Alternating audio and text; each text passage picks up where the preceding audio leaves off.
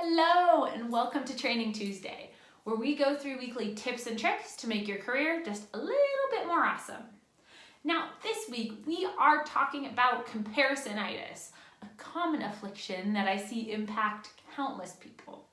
And obviously, comparisonitis is all about comparing your today to someone else's tomorrow.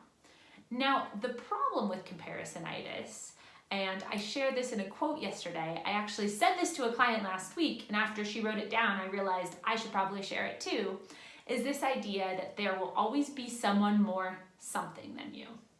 Now, what I mean by that is there will always be someone, fill in the blank here, right? There will always be someone with better connections or more entitled to start their own business or more expert on a certain topic.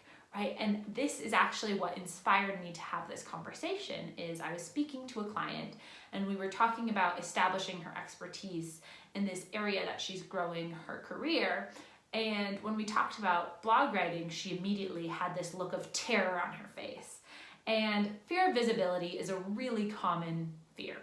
It's something that I know I struggled with when I first started my business, which, as you can tell by the weekly training videos I put up now, I don't really, I've kind of worked on overcoming that one.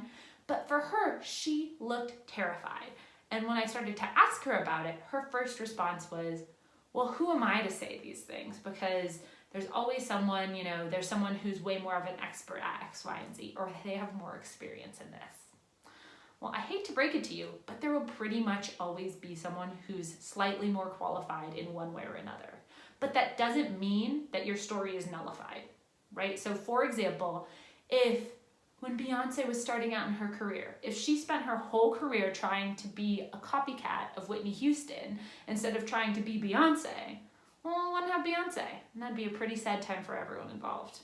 So I want you to think of that. Your story, the way you tell it, is unique, and you are completely entitled to share your own unique way of how you look at these things, because you are the youest version of you, and you are the only person who can do that.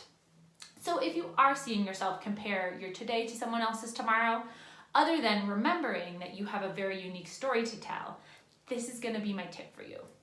Write out how your story is unique and make a list of all of the different things that make you stand out from the crowd.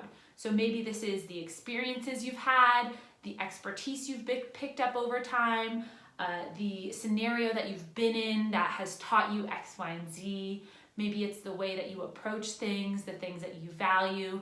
But make a list of your differentiators, remembering all the while that it's okay if someone else has some of the same differentiators, because probably no one's going to have the exact blend that is your exact experience. So write out your list of differentiators if you're feeling the pressure of comparisonitis. Shout with any questions, and in the meantime, happy working.